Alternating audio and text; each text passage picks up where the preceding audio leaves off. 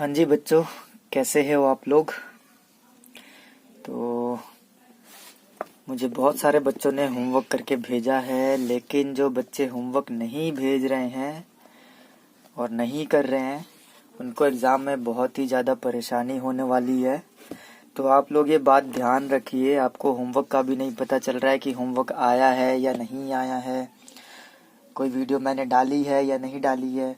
तो आप लोगों ने क्या काम नहीं किया है पता है, आप लोगों ने अभी तक इस चैनल को सब्सक्राइब भी नहीं किया है और ना ही बेल आइकन को प्रेस किया है।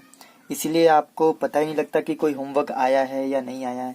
अदर बच्चे हैं उन लोगों ने सब्सक्राइब और बेल आइकन को भी प्रेस कर रखा है, जिससे कि उनको पता लग जाता है, मैसेज आ जाता है कि हाँ सर ने कुछ वीडियो डाली है और आज का हमें होमवर्क मिला हुआ है। तो ये गलती मत करिए। तो आप पहले जाके सब्सक्राइब और बेल आइकन को प्रेस करें, ठीक है। तो लास्ट क्लास में हमने 1.1 जो एक्सरसाइज थी वो पूरी खत्म कर ली थी और आज की इस क्लास में हम करेंगे एक्सरसाइज 1.2। देखिए बहुत ही इजी है, ठीक। आपको सिर्फ और सिर्फ थोड़ा सा ध्यान देना है। हाँ, आपको पहले इतने बड़े बड़े ये लिखे हुए नहीं मिले होंगे, ठीक है, क्योंकि स्टेटमेंट कुछ ज़्यादा बड़ी है। तो आप बिल्कुल भी घबराना मत कि इतनी बड़ी स्टेटमेंट क्यों आ गई और हमसे ये क्वेश्चन होगा भी कि नहीं होगा। सिर्फ लिखने जो ये लिखा हुआ है ना, देखने में ही सिर्फ क्या है, बड़ा है, ठीक है। अदरवाइज आप सॉल्यूशन करेंगे ना, पढ़ेंगे इसको, तो बहुत ही इजी तरीके से समझ में आ जाएगा। तो ये बात आपको ध्यान रखनी है, बिल्कुल भी घबराना नहीं है। बस जैसे जैसे जिस तरीके से मैं समझाते जाऊं बस उस तरीके से आप समझते जाइए और क्वेश्चन को करते जाइए, ठीक है। और आप बुक भी डाउनलोड कर लीजिए, जिससे कि आपको क्वेश्चंस करने में आसानी हो, खुद भी आप सॉल्व कर सकें। तो चलिए अब बढ़ते हैं हम अपनी पढ़ाई की तरफ। तो सबसे पहला क्वेश्चन देखिए क्या है। A book exhibition was held for 4 days in a school. एक बुक एग्जीबिशन एक स्कूल में लगाया जाता है। एग्जीबिशन लाइक जैसे आपने देखा होगा क्या कि बहुत जगह पर न्यू ईयर होते हैं या फिर क्रिसमस होता है, तो क्या किया जाता है, एग्जीबिशन लगाई जाती है ना, जैसे झूले होते हैं, ये सब सारी चीजें। बट यहाँ पर स्कूल है, स्कूल में क्या लगाया गया, बुक्स का मेला लगाया है, एक तरीके से ऐसा समझिए। तो वो 4 दिनों के लिए लगाया जाता है, ठीक है। Held for 4 days in a school. The number of tickets sold at the counter on the first, second, third, and final day was respectively 1094, 1812, 2050, 2751। क्या कह रहा है ये कि जो टिकट बेची गई हैं, यानी कि नंबर ऑफ टिकट सोल्ड, जितनी बेची गई हैं पहले दिन, दूसरे दिन, तीसरे दिन और लास्ट यानी कि फाइनल डे में, किस तरीके से बेची गई हैं। पहले दिन में इतनी बेची गई, दूसरे दिन में इतनी, तीसरे दिन में इतनी, चौथे दिन में इतनी, ठीक। तो पूछा क्या है, find the total number of tickets sold on all the 4 days। तो टोटल नंबर ऑफ टिकट बताइए कितनी बेची गई हैं। तो कितना सिंपल है, आप देखो, अगर मैं आपसे पूछूं आपने पहले दिन कितनी बुक्स बेची 5, दूसरे दिन कितनी बेची 10, तीसरे दिन कितनी बेची 10, चौथे दिन कितनी बेची है 5। तो अब बताइए टोटल कितने आपने बुक्स बेच दी हैं। तो आप क्या बोलोगे, 5, 10, 10। अच्छा, सबको प्लस करके आपने क्या किया, 30 बुक्स बेची हैं। बस सिंपल सा तो है। तो ये इस क्वेश्चन को भी तो ऐसे ही करना है, बस अब थोड़ा लिखना आना चाहिए हमें। तो चलिए लिखना भी सीख लेते हैं। तो किस तरीके से करेंगे देखिए, क्वेश्चन नंबर फर्स्ट है, the number of tickets sold on first day. कितनी बेची हैं फर्स्ट डे में, 1094। इसी तरीके से फिर से आपको ये लिख लेना है।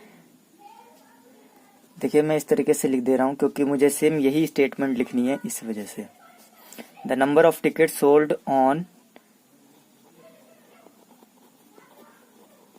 सेकेंड डे, फिर the number of ticket sold on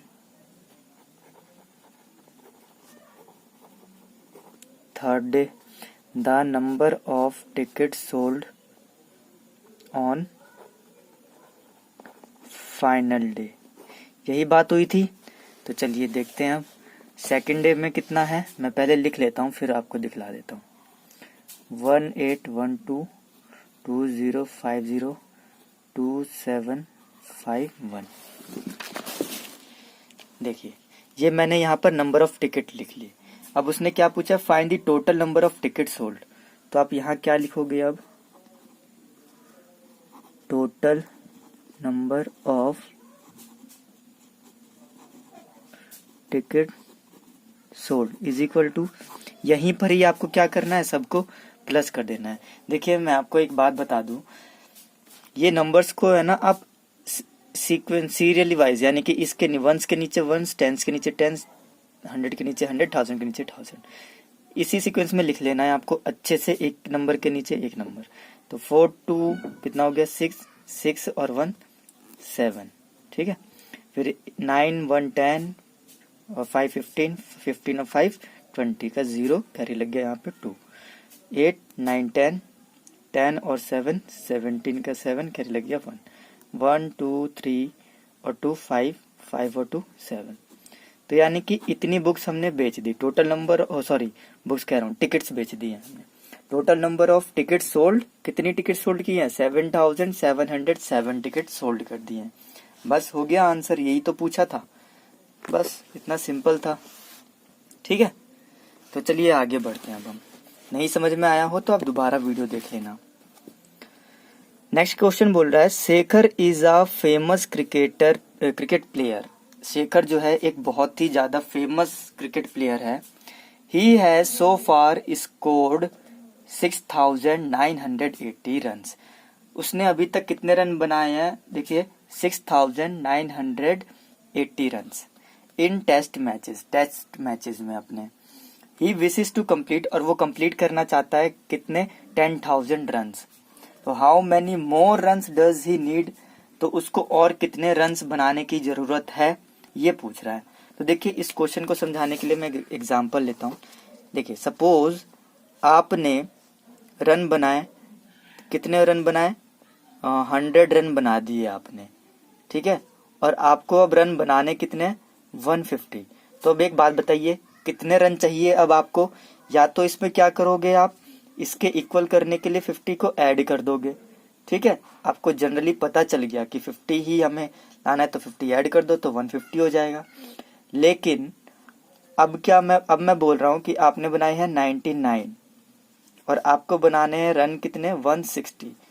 तो अब बताइए कितने रन की जरूरत होगी, है ना। तो अब मैं बताता हूँ क्या करना है। तो सिंपल सा तो है, इसमें से अगर मैं ये इसको माइनस कर दूं इस तरीके से, तो यहाँ पर हमारे पास कितना बच जाता है, 69, ठीक। 69 बचेगा, ओह सॉरी 61 बचेगा ना, 10 में से 9 गया 1, ठीक है। तो 69 बच जाता है हमारे पास। तो अब आपको करना क्या है, करना ये है, 69 नहीं 61 बच जाता है। तो अब आपको करना ये है कि देखिए हमें रन कितने चाहिए, 160 पूरा करने के लिए 61 रन चाहिए, बस सिंपल है। तो इसी तरीके उसने पूछा है क्या, कि अभी तक उसने जो रन बनाए हैं, कितने रन बनाए हैं, 6980 रन बनाने कितने हैं उसको, 10,000 रन बनाने हैं उसको। तो और कितने रन की जरूरत है, तो आप क्या करोगे, 10,000 में से क्या माइनस कर दोगे, ये माइनस कर दो, तो आपके पास कितना आ जाएगा, यहाँ 10 में से इसने कैरी दिया तो 2 बचा, फिर 9 में से 9 गया 0, फिर 9 में से 6 गया 3। तो यानी कि उसे रन कितने बनाने की जरूरत है, 3020, ठीक है। तो ये बात आपको ध्यान में रखनी है, ठीक। आई होप आप लोग को अच्छे से समझ में आ गया होगा। अब देखिए स्टेटमेंट देखते हैं किस तरीके से लिखना है हमें। Shekhar is a famous cricketer, he has so far scored, तो शेखर स्कोर्ड, क्वेश्चन नंबर 2 का सॉल्यूशन है ये, ठीक। Shekhar scored in test matches में, वो करता है ना टेस्ट मैचेस में, ठीक है, टी सी आएगा यहाँ पे, टेस्ट मैचेस में कितने रन बनाता है? 6980 रन्स बना लेता है। अब उसको कंप्लीट क्या करना है? ही विशेस टू कंप्लीट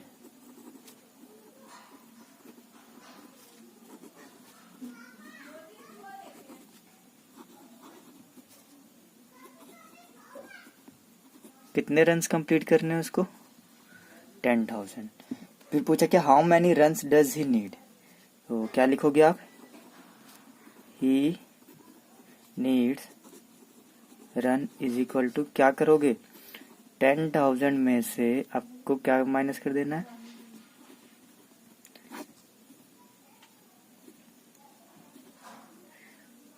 ठीक है, तो उसको कितने रन की जरूरत है? 3020 रन की। सो आई होप आप लोग को अच्छे से समझ में आ गया होगा क्या क्या हमने माइनस कर दिया इसको में से। तो हमें पता लग गया ना कितने रन और चाहिए, किस तरीके से माइनस किया। माइनस करना तो आता ही है आपको। तो चलिए आगे बढ़ते हैं क्वेश्चन नंबर 3 की तरफ। क्वेश्चन नंबर 3 देखिए क्या है। क्वेश्चन नंबर 3 है इन एन इलेक्शन, एक इलेक्शन में, इलेक्शन होते हैं ना, the successful candidate registered 5,77,500 votes. And his nearest rival secured 3,48,700 votes. यानी कि देखिए जो जीतता है कौन? जो दूसरे कैंडिडेट है, यानी कि एक आदमी है जो इलेक्शन लड़ते हैं उनको कैंडिडेट बोलते हैं। तो उसने जो जीता है कितने से जीता है? कितने वोट से? इतने वोट से वो जीत गया है। ठीक है, और जो दूसरा है यानी कि जो हार गया है, कहने का मतलब ये उसको कितने वोट मिले हैं? इतने वोट मिले हैं। तो एक बात बताइए, by what margin did the successful candidate win the election? तो कितने वोटों से वो जो जीता है आदमी, कितने वोटों से जीत गया है? ठीक है, यानी ये जो कैंडिडेट है वो कितने वोटों से जीत गया है। तो आपको क्या करना है? अब देखिए इसके लिए भी एक एग्जाम्पल बताता हूँ।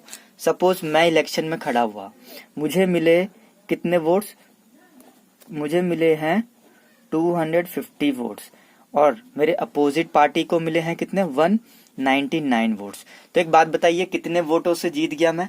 तो आप क्या करोगे? 199 को इसमें से माइनस कर दो, यहाँ 10 में से 9 गया 1, फिर यहाँ 4 बचा 14, फिर 9 आप माइनस करोगे तो क्या आ जाएगा? 5 आ जाएगा, यानी कि 51। ठीक है, तो ये बात आपको ध्यान रखनी है। कितने वोट से जीत गया मैं? 51 से जीत गया। तो आपको इसमें भी तो यही करना है, माइनस कर देना है। तो ये क्वेश्चन मैं नहीं करवाता हूँ, ये क्वेश्चन एक बार खुद आप ट्राई करेंगे। ठीक है, तो मैं आगे बढ़ता हूँ। अब क्वेश्चन लिखना क्या है? सिंपल सा है, कुछ नहीं है, मैं बताता हूँ। एन इलेक्शन, यहां से लिखना है the successful candidate registered votes. ठीक है, क्या लिखोगे आप? दोबारा सुन लो। The successful candidate registered votes is equal to लिखोगे, इज इक्वल टू करके ये लिख दोगे आप नंबर। फिर नेक्स्ट लाइन में आप क्या लिखोगे? Nearest rival secured votes is equal to इतना। ठीक है, देन उसके बाद क्या लिखोगे? The successful candidate win the election by margin. ये लाइन दोबारा सुन लो आप। क्या? कि the successful candidate win the election by margin is equal to, अब क्या करना होगा? उसमें से इसमें से इसको माइनस कर दो, आ जाएगा आंसर, बस। ठीक है, तो चलिए क्वेश्चन नंबर 4 देखते हैं। अब क्वेश्चन नंबर 4 क्या कहता है?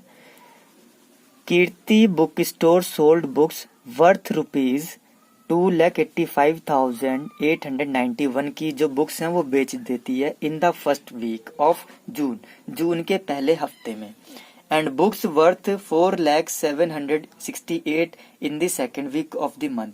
और इतनी बुक्स, इतने रुपए की बुक्स जो है वो बेच देती है नेक्स्ट मंथ के दूसरे वीक में। तो हाउ मच वॉज द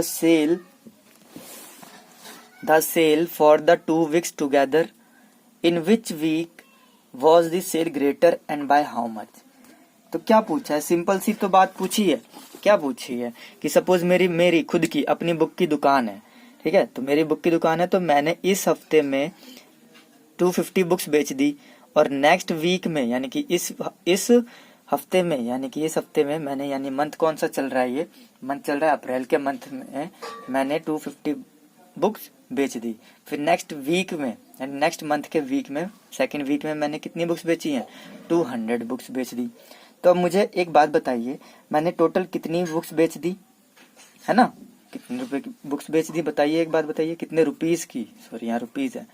तो आप क्या बोलोगे कि अच्छा तो आपने हमें इतना पागल समझ रखा है, नहीं तो हमें पता है क्या कि दोनों को ऐड कर देंगे हम 550, तो हमने इतने रुपए की बुक जो है वो बेच दी। अब दूसरा क्वेश्चन क्या पूछा है कि in which week was the sale greater and by how much. तो एक बात बताइए, किस वीक में ज्यादा रुपए की बेची है और कितने से। तो सिंपल सा है, इस वाले वीक में मैंने क्या की है, ज्यादा बेची है, ज्यादा रुपए का बुक बेची है, और कितने से बेची है तो कैसे पता लगेगा। आप क्या करोगे, 250 माइनस 200 तो आपके पास आ जाएगा 50। तो 50 रुपीज की ज्यादा बुक्स बेच दी है। तो बस सिंपल सा तो है, तो यही तो करना है इसमें। चलिए देखते हैं सॉल्यूशन इसका।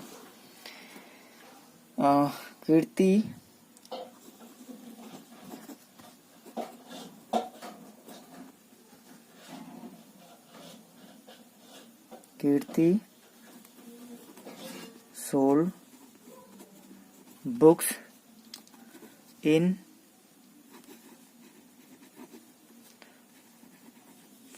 First week is equal to कितना, कितने बुक्स की बेच देती है, कितने रुपीज की बुक्स बेच देते हो, ₹2,85,891, इतने रुपए की बुक्स जो है वो बेच देती है। ठीक, अब क्या है, अब कहते हैं कि फिर से कीर्ति सोल्ड बुक्स इन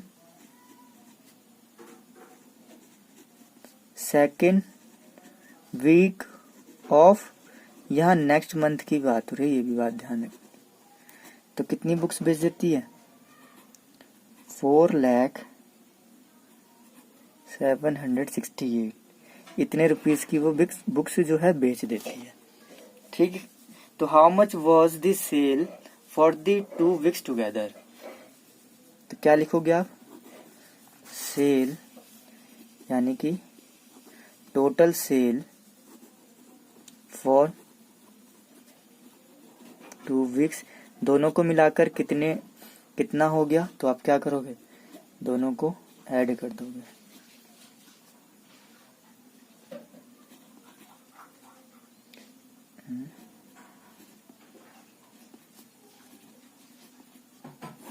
दोनों को ऐड कर दो आप, 8 और 1 9, 9 और 6 15 का 5, कैरी लगा 1, 8 और 8 फिर 16 हो जाएगा, कैरी लगा 1 6 हो जाएगा।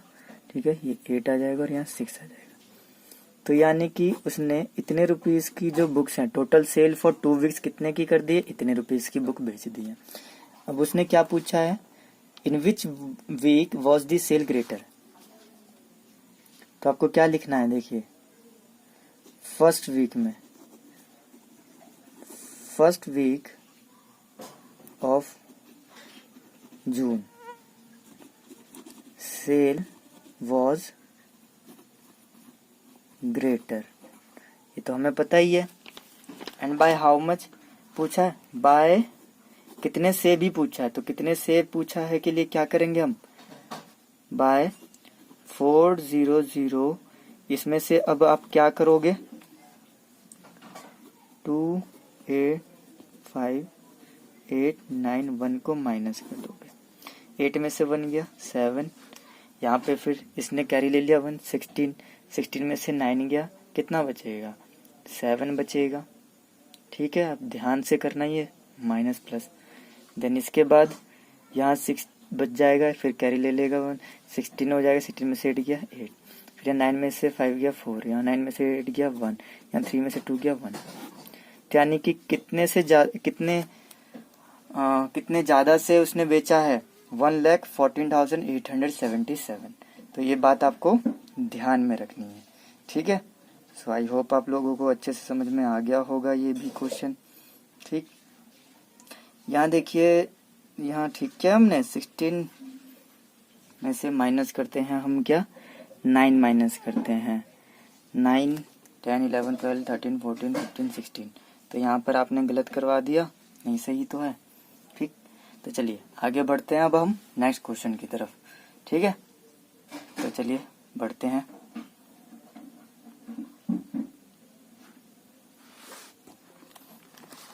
देखिए नेक्स्ट क्वेश्चन क्या है हमारा।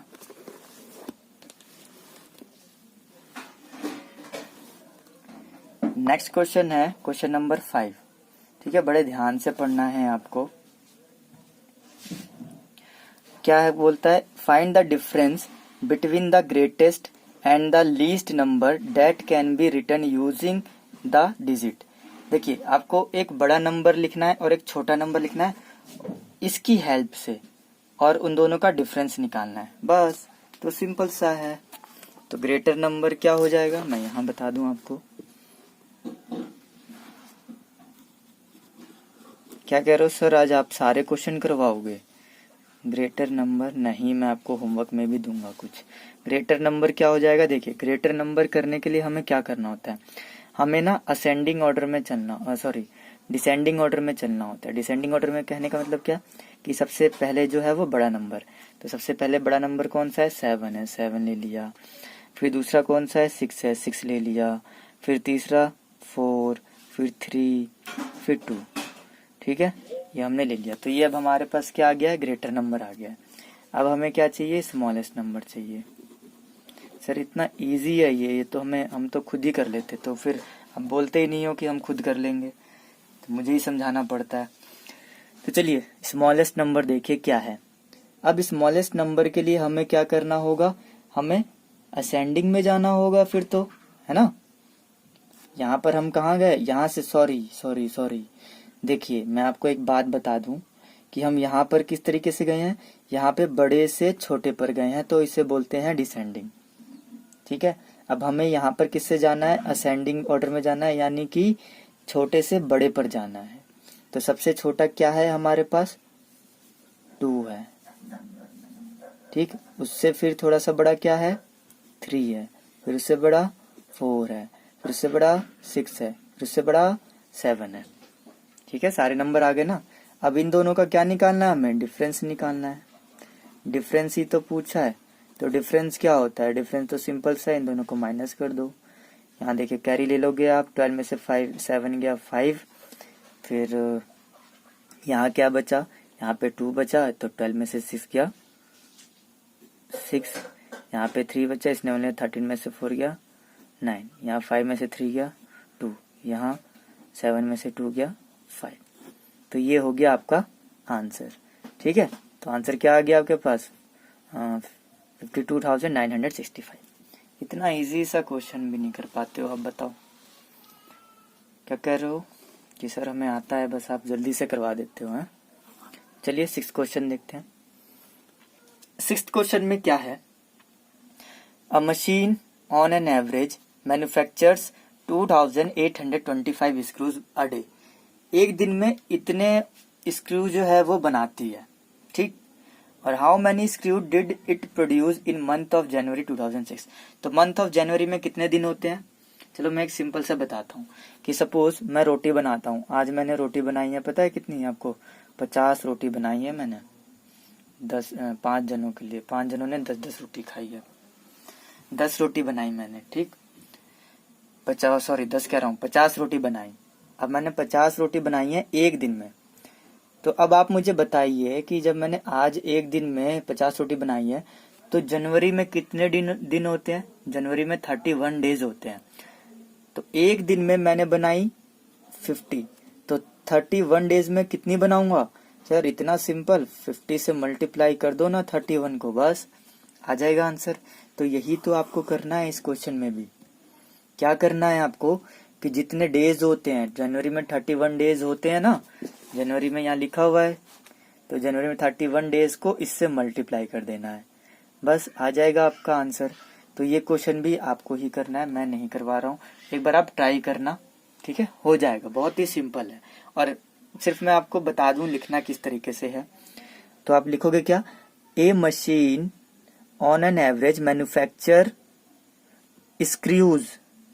ठीक है, दोबारा सुन लो, a machine on an average manufacture screws in a day, in a day लिखना है, ठीक है, in a day is equal to 2825, ठीक। फिर आपको क्या करना है, फिर लिखना है days in the month of January is equal to 31 days, ठीक है। फिर क्या लिखना है आपको, so so total number of screws, total number of screws produce in the month of January is equal to, क्या करेंगे आप, मल्टीप्लाई कर देंगे, ठीक है। बस हो जाएगा, आ जाएगा आंसर आपका मल्टीप्लाई करने से। तो अब आगे बढ़े, अब तो हो जाएगा। चलिए 7th क्वेश्चन आ जाइए। 7th क्वेश्चन जो है, अब मर्चेंट, मर्चेंट मतलब पता है क्या होता है आपको, जो सामान बेचते हैं। हेड रुपीज, उनके पास हैं कितने रुपीज हैं, 78,592 विद हर, अच्छा वो लड़की है, उसके पास क्या है, इतने पैसे हैं। शी प्लेस्ड एन ऑर्डर, वो ऑर्डर देती है for purchasing 40 radio sets. Radio जानते हो आप, रेडियो होता था पहले जिसमें गाना बजता था, ठीक है। अब तो आप क्या करते हो, मोबाइल में ही सारे गाने सुन लेते हो। तो पहले रेडियो पे मैच आते थे, ठीक है, कहानियां आती थी, एफएम जिसको बोलते हैं ना अभी हम, वही, वो थोड़ा रेडियो, पीके मूवी देखिए, उसमें रेडियो लेकर जो आमिर खान घूमता है वो रेडियो, ठीक। तो उसमें क्या करना है अब हमें, वो उस लड़की ने क्या किया, उसके पास इतने रुपए थे और उसने ना 40 रेडियो मंगवा लिए, वाह 40 रेडियो मंगवा लिए। अच्छा, अपने रिश्तेदारों को देने होंगे ना शायद उनको, इस वजह से किसी को भी दे सकते हैं गिफ्ट में, है। और एक रेडियो पता है कितने का है, हाँ, एक रेडियो कैसे पता चला, क्योंकि यहाँ पर ईच बोला है, ईच। तो एक रेडियो कितने का है, 1200 का है। तो एक बात बताओ आप, एक रेडियो है 1200 का, तो 40 रेडियो मंगाए हैं उसने, तो 40 रेडियोस कितने के हो जाएंगे, अरे इतना सिंपल है, इसकी मल्टीप्लाई कर दो बस आ जाएगा, 0 0 0 0, फिर 4 0 0, 4 2 जा 8, 4 1 जा 4, इतना सिंपल सा तो है सर, आप भी ऐसी बात करते हो। 48,000 आ गया। अब देखिए, अब पूछा क्या है क्वेश्चन में पूछा है कि how much money will remain with her after the purchase. अच्छा, तो उसके पास कितने रुपीस बच जाते हैं ये पूछ रहे हैं क्वेश्चन में। यानी कि देखो उसके पास थे कितने रुपीस, चलो क्वेश्चन को सॉल्व करते हैं अब हम। अ मर्चेंट हैड, इसके पास लिखोगे आप यहाँ पे क्या,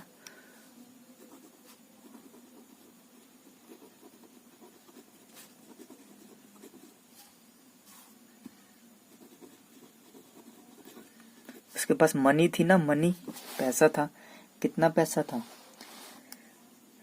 78,592। अब उसने क्या किया है, she placed 40,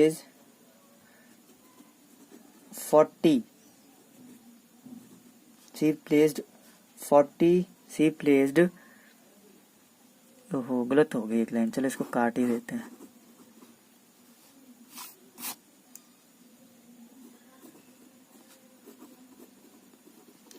she placed order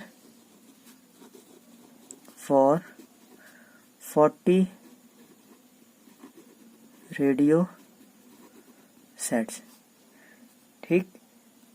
तो यहाँ पर क्या है, 1200 ईच लिखना है आपको, ईच, ठीक। तो अब मैं यहाँ पूछूं अगर, so cost of 40 radio sets is equal to कितना हो जाएगा, तो 1200 मल्टीप्लाई 40 इज इक्वल टू कितना आया था आपके पास, 48,000, ठीक है, 48,000 रुपीज में आया ये। अब क्या करना है आपको,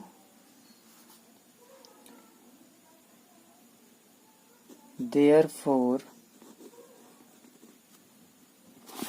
क्या पूछा है क्वेश्चन में पूछा है how much money will remain with her after the purchase. तो किस तरीके से लिखना है,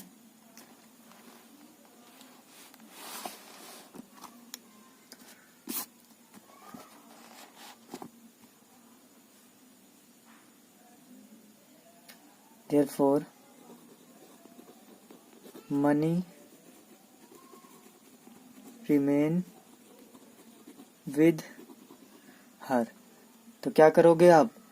अब आप करोगे क्या? 78,592 में से माइनस कर दोगे क्या? 48,000 को। तभी तो पता लगेगा ना, इतने पैसे थे, इतने खर्च कर दिए, तो अब बचे कितने?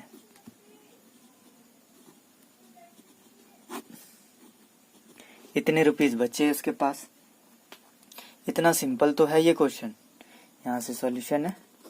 ठीक, अब देख लेना, अगर ना समझ में आए तो आप दोबारा देख सकते हो। बहुत ही सिंपल सा है।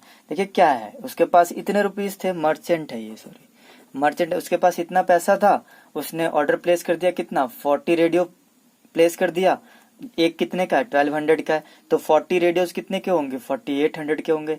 तो एक बात बताइए, तो उसके पास कितने पैसे बचे? अब इतने पैसे में से 48,000 चले गए, 48,000 चले गए, तो इतना ही बचा। बस सिंपल सा तो है, आप पता नहीं क्यों परेशान हो जाते हो। चलो आगे बढ़े। अब क्या कह रहे हो? बस सर इतना ही काफ़ी है। तो चलिए ठीक है, आज के इस वीडियो में इतना ही काफ़ी है। तो अब मैं बता दूं आपको, कुछ एग्जाम्पल्स भी करने हैं, या मैं समझा देता हूं क्वेश्चन, आप ट्राई कर लेना एक बार।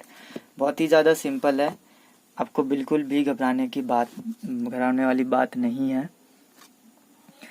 तो 8th क्वेश्चन आपको नहीं करना है, 9th क्वेश्चन भी नहीं करना है, तो कौन सा क्वेश्चन करना है?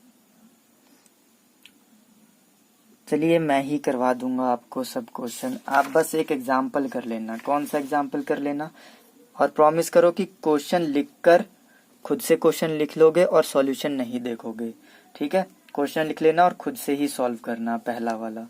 ठीक, फिर उसके बाद ये दूसरा वाला भी। ठीक है, क्वेश्चन लिख दोगे और सिर्फ सॉल्यूशन अपने आप करोगे।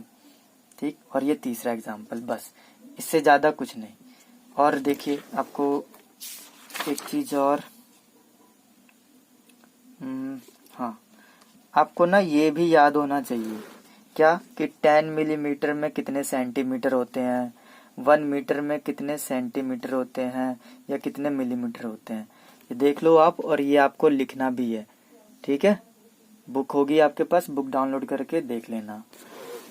यहाँ पर 1 किलोमीटर में कितने मीटर्स होते हैं, 1 मीटर में कितने मिलीमीटर होते हैं, ये मीटर वाले में, ये आपको ध्यान में रखना है और आना चाहिए। ये भी बात है, 1 ग्राम में 1000 मिलीग्राम होते हैं, ये सारी बातें ये आप एक पेज पर लिख लेना, और आपको याद भी होना चाहिए, तभी मैं आगे आपको क्वेश्चंस करवाऊंगा। सो आई होप आप लोगों को सब कुछ अच्छे से समझ में आया हो। तो एक बार और मैं बोल दूं कि देखो, आपको अगर वीडियोस नहीं मिलती हैं या कोई होमवर्क का नहीं पता चलता है, तो आप प्लीज़ आपने इसका मतलब ये है कि सब्सक्राइब नहीं किया है और बेल आइकन को भी प्रेस नहीं किया है, इसलिए आपको क्या होता है, आपको कुछ भी पता नहीं लगता है। ठीक है, तो अच्छे से पढ़ना और all the best. Thank you so much.